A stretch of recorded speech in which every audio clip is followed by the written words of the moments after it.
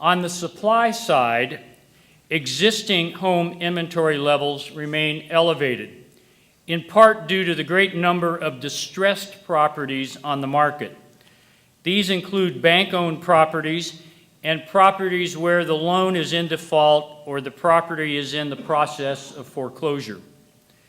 According to the firm Lender Processing Services, as of March, 3.7% of mortgages were in foreclosure and 7% of homeowners weren't current on their loans. Delinquencies have been declining since early 2010, but remain high.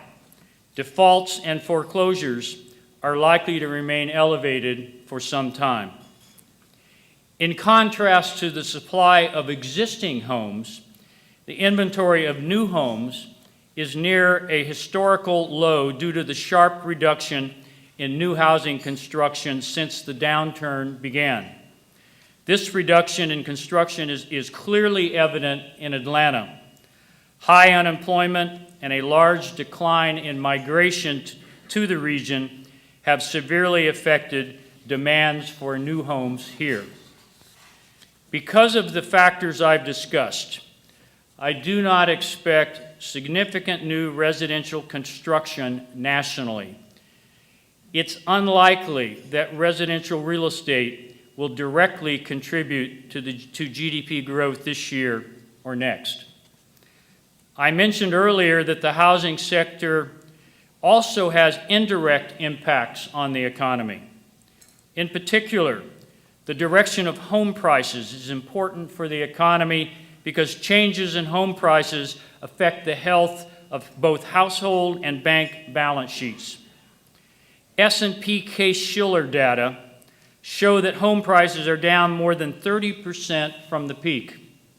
While prices appeared to stabilize in 2009 and 2010, today prices appear to be under renewed pressure from the increasing supply of distressed properties that are selling at a deep discount.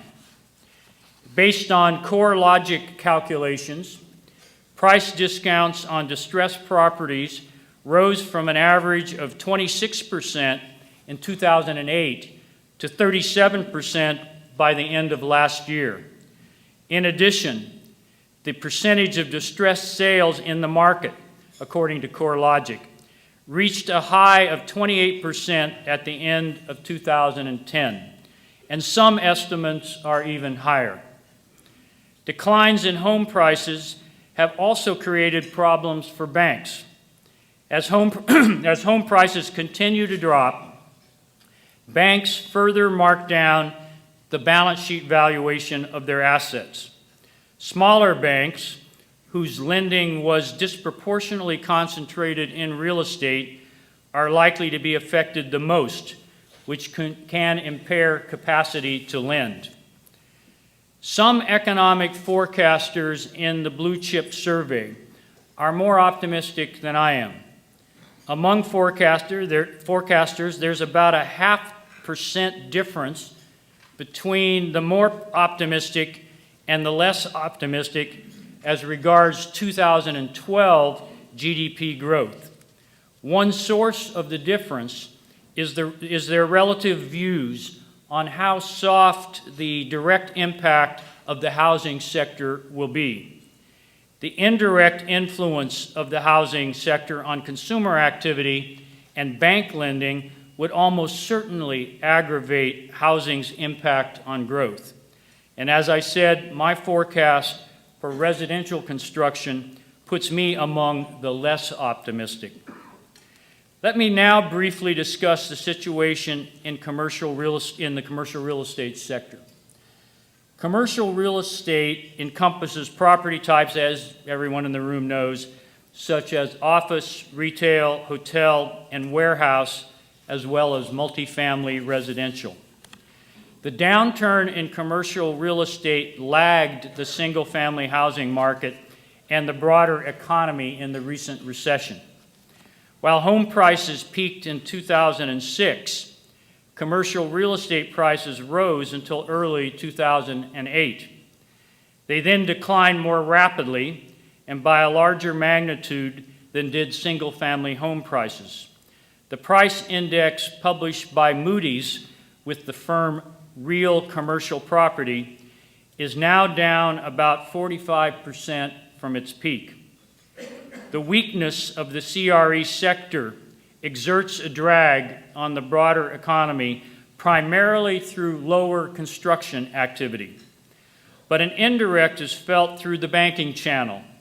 In particular, and similar to the residential sector, the concentration of troubled commercial property loans in the banking sector, especially in smaller banks, can impede lending. There are hopeful signs that the CRE market is stabilizing. Improvement, however, has been uneven across property types and submarkets. The multifamily sector, which of course includes apartments, has fared better than others, and that's not surprising given the reduction in home ownership. By contrast, the retail sector has not recovered. The Atlanta CRE market has been very slow to improve. Similar to national trends, apartment occupancy rates have risen but are still well below national levels. Weak job creation and employment growth are constraining demand for office space. Atlanta office vacancy rates remained above 20% in the first quarter, according to CB Richard Ellis. Overall, slow employment growth appears to be the primary factor limiting demand for commercial space. But the weakness in the CRE market, in my view, does not present as much risk to the outlook as the single-family residential sector does. In closing, I want to circle back to the questions I posed at the outset. First, what is the quality of the recovery? At the beginning of my remarks, I hinted at a definition of quality for the purposes of venturing an answer to this question. A high-quality recovery, in my mind, has sound underpinnings in the sense that economic fundamentals are improving as expansion proceeds. Said differently, a high-quality recovery is one where major imbalances are being alleviated and economic resilience is accumulating. A high-quality recovery is sustainable, durable, and broad-based. With such a recovery, the rate of unemployment should be shrinking materially. By this definition, I would argue that the current recovery is demonstrating clear evidence of improving quality.